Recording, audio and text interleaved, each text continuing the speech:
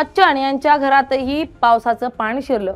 अजयचं घरही पाण्यात, पालिका सदम्यात। मुंबई आणि उपनगरात गेल्या काही दिवसांपासून कोसळणाऱ्या मुसळधार पावसानं संपूर्ण महाराष्ट्राची राजधानी असलेल्या या महानगराला अक्षरशः वेठीस धरले।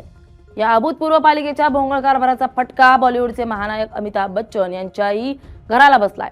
मुंबईतील जुहू सारख्या अत्यंत पॉश आणि हाय प्रोफाईल भागात असलेल्या अमिताभ बच्चन यांच्या जनक या प्रसिद्ध बंगल्याच्या आवारात आणि मुख्य प्रवेशद्वारापाशी मोठ्या प्रमाणावर पावसाचं पाणी साचल्याची घटना नुकतीच समोर आली आहे। सोशल मीडियावरील अनेक व्हिडिओ आणि फोटोंच्या माध्यमातून ही धक्कादायक बाब समोर आली असून यामध्ये बंगल्याच्या भव्य मुख्य दरवाजाबाहेर घोट्यापेक्षा जास्त पाणी साचल्याचं आणि ते आत जात असल्याचं स्पष्ट दिसतंय।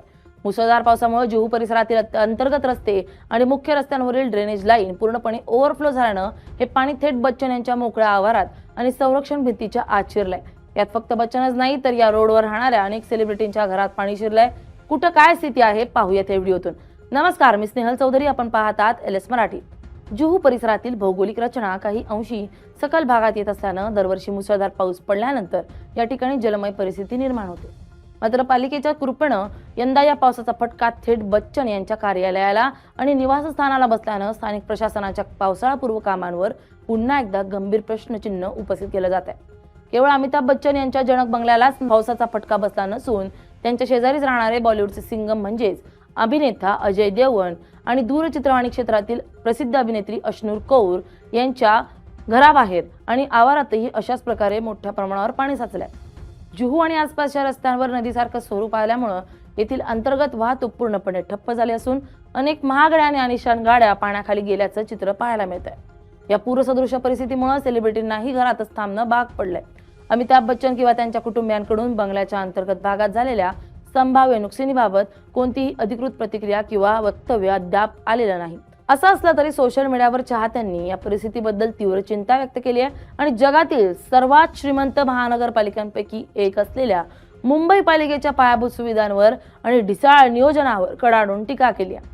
मुंबई महानगरपालिकेचे परिस्थितीचे गांभीर्य ओळखून जुहू चौपाटी आणि लगतच्या निवासी भागांमध्ये अतिरिक्त हाय पॉवर पंप तैनात केलेत, जेणेकरून साचलेल्या पाण्याचा उपसा वेगानं करता येईल आणि पाणी घरांच्या आत शिरण्यापासून रोखता येईल।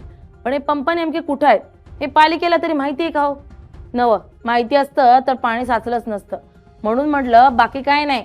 दुसरीकडे संपूर्ण मुंबईचा विचार केला तर हवामान खात्यानं मुंबई आणि आसपासच्या जिल्ह्यांसाठी पुढील 24 ते 48 तास अत्यंत महत्त्वाचे असल्याचं सांगत रेड अलर्ट जारी केलाय, ज्यामुळे नागरिकांना विनाकारण घराबाहेर न पडण्याचं आवाहन करण्यात आलंय।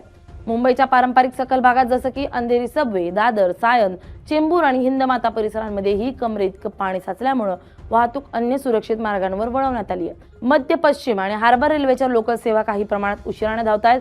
मुंबई आणि उपनगरात गेल्या काही तासांपासून सुरू असलेल्या मुसळधार पावसामुळे शहराची सध्याची स्थिती अत्यंत गंभीर आणि आव्हानात्मक बनली आहे। अरबी समुद्रावरून येणाऱ्या तीव्र मान्सूनच्या प्रवाहांमुळे मुंबईच्या बहुतांश भागात जलमय परिस्थिती निर्माण झाली असून सर्वसामान्य नागरिकांपासून ते उद्योग व्यवसाय आणि दळणवळण यंत्रणेपर्यंत सर्व क्षेत्रांना याचा मोठा फटका बसलाय।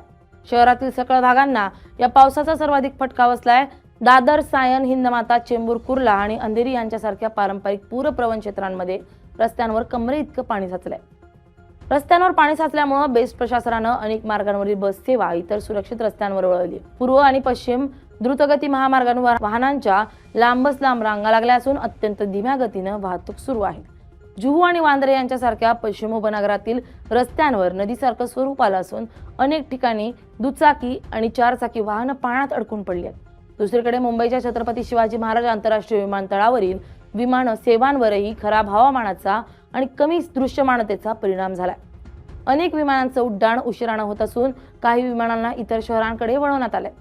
भारतीय हवामान खात्यानं मुंबई, ठाणे, पालघर आणि रायगड जिल्ह्यांसाठी पुढील 24 तासांसाठी अत्यंत सतर्कतेचा इशारा जारी केलाय। नागरिकांना अत्यंत आवश्यक काम असल्याशिवाय घराबाहेर न पडण्याचं आवाहन प्रशासनातर्फे करण्यात आलंय। शहरातील सर्व शाळा आणि महाविद्यालयांना खबरदारीचा उपाय म्हणून सुट्टी जाहीर करण्यात आली आहे। मुंबईतील खासगी कंपन्यांनाही आपल्या कर्मचाऱ्यांना घरातून काम करण्याची मुभा देण्याचा सल्ला देण्यात आलाय। भारतीय हवामान खात्याने दिलेल्या ताज्या इशाऱ्यानुसार मुंबई आणि आसपासच्या परिसरासाठी पुढचे काही तास अत्यंत संवेदनशील आणि आव्हानात्मक असणार आहेत। अरबी समुद्रात निर्माण झालेल्या कमी दाबाच्या पट्ट्यामुळे आणि मान्सूनच्या ढगांच्या तीव्र सक्रियतेमुळे मुंबईसह ठाणे, पालघर आणि रायगड जिल्ह्यांवर अतिवृष्टीचा सावध गडद झालाय।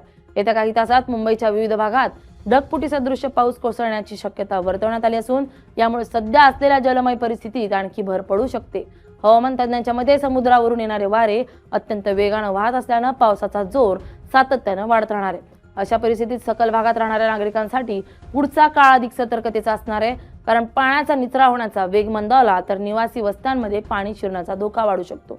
या काळात सर्वात मोठा अडथळा समुद्रात येणाऱ्या मोठ्या भरतीचा म्हणजेच हाय टाईडचा असणार आहे। येत्या काही तासात समुद्रात 4.5 मीटरपेक्षा जास्त उंचीच्या लाटा उसळण्याची शक्यता असून ही भरती थेट मुसळधार पावसाच्या वेळेस येत असल्यानं शहरात साचलेलं पाणी समुद्रात वाहून जाण्यास प्रचंड अडचण निर्माण होईल। जेव्हा मुसळधार पाऊस आणि समुद्राची भरती एकाच वेळी येते तेव्हा मुंबईतील ड्रेनेज यंत्रणा पूर्णपणे ठप्प होते आणि पाणी उलट दिशेनं शहरात शिरू लागतं।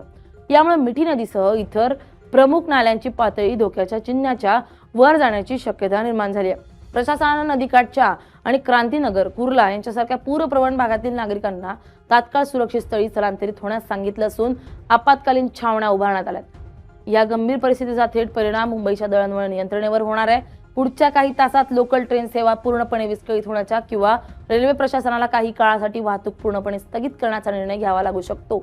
रेल्वे रुळांवर पाणी साचल्यास सिग्नल यंत्रणा कोलमडते, त्यामुळे रेल्वे प्रवाशांनी स्थानकांवर गर्दी न करता सुरक्षित ठिकाणी थांबावं असं आवाहन करण्यात आलंय।